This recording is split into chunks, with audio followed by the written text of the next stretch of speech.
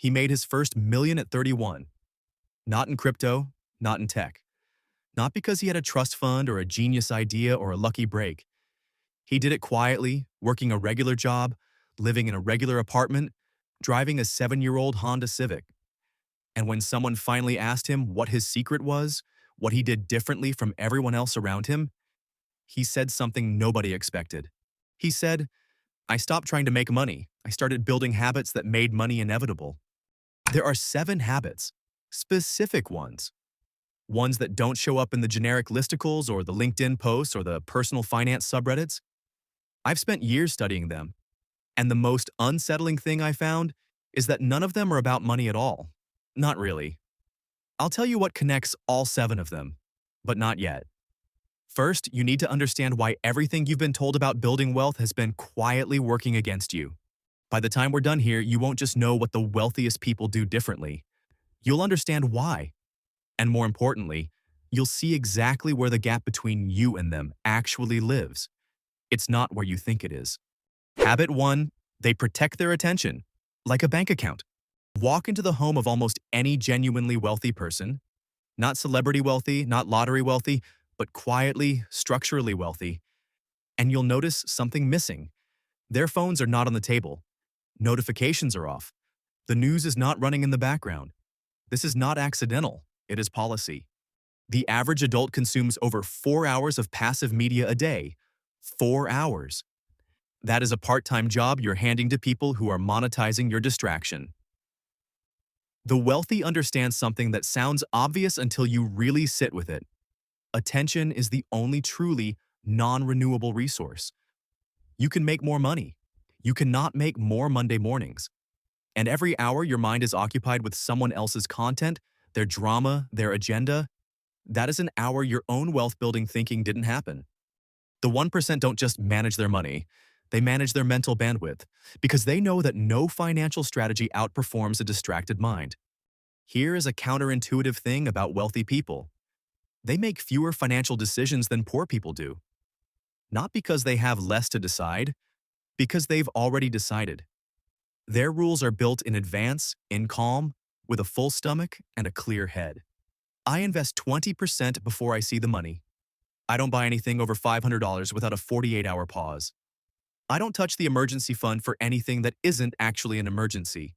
Poor financial decisions almost always happen in the moment, in a state of emotion or impulse or social pressure or exhaustion.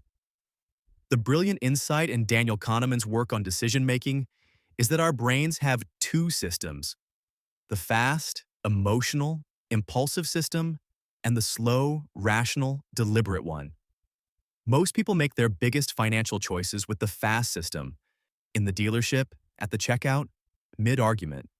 The wealthy have already made those choices with the slow system in advance and locked them in so the fast brain never gets a vote. Willpower is a terrible wealth strategy. Automation is better. Systems are better. Pre-commitment is better.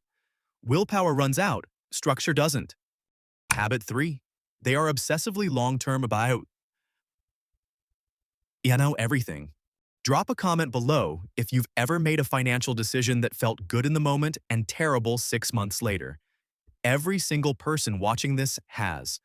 Because short-term thinking isn't a moral failing. It's a human default. Our brains were built for predators, not compound interest. Urgency feels real. 30 years from now feels abstract. The wealthy have trained themselves, genuinely trained, not just intellectually understood, to feel the future as viscerally as the present. A 33-year-old product manager named David put it this way: "Every time I'm about to spend money impulsively, I ask myself which version of me is making this call, the one who's going to be dead in 60 years, or the one who wants to feel good in 60 seconds. That sounds extreme, but it works. Because when you start making decisions for the person you're becoming instead of the mood you're currently in, everything changes. Jeff Bezos built his entire decision-making framework around what he called the regret minimization framework, imagining himself at 80, looking back. It's not a metaphor, it's a literal tool.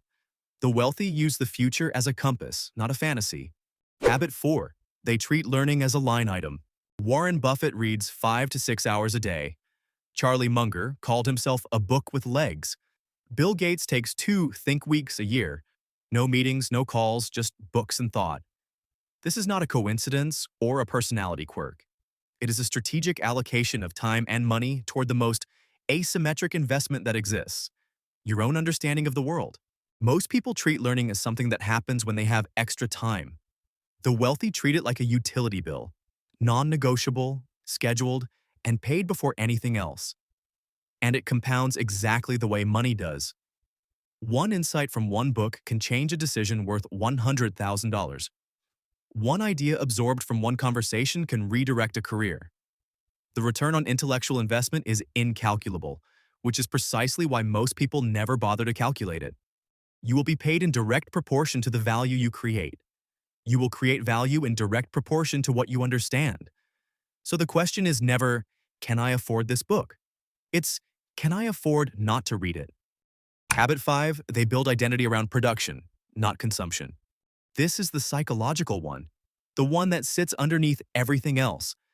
There are two kinds of people in every economy: those whose primary relationship with money is spending it, and those whose primary relationship with money is deploying it. Consumers, producers. And the difference isn't income, it's identity. A first-generation immigrant who builds a $4 million dry cleaning business in 12 years doesn't do it because she's smarter than her neighbor. She does it because, at some fundamental level of self-conception, she sees herself as someone who builds things, not someone who acquires things. That identity shapes every decision she makes. What she does on weekends, who she calls, what she reads, what she does with the first $5,000 of profit. The wealth habit here isn't a behavior, it's a becoming. The question worth sitting with, and this one's going to stay with you, is this: when you picture your ideal life 5 years from now, are you buying things? Or are you building things? Your honest answer will tell you more about your financial future than any spreadsheet. Habit 6, they monetize their reputation before their resume. Here's what nobody teaches you about how wealthy people actually create opportunities. They don't apply for them, they attract them. There is a subtle but enormous difference between someone who is good at what they do and someone who is known for being good at what they do. The wealthy invest early and heavily in becoming the second person. That might mean writing publicly, speaking on stages they don't get paid for, sharing their thinking in places where the right people will encounter it. Not because they're self-promoters, but because they understand that reputation is the most durable asset you can build.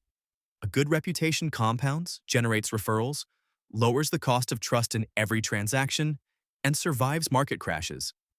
Your resume tells people what you've done. Your reputation tells people who you are. The wealthy build the second one first. Habit 7. They are comfortable with discomfort permanently.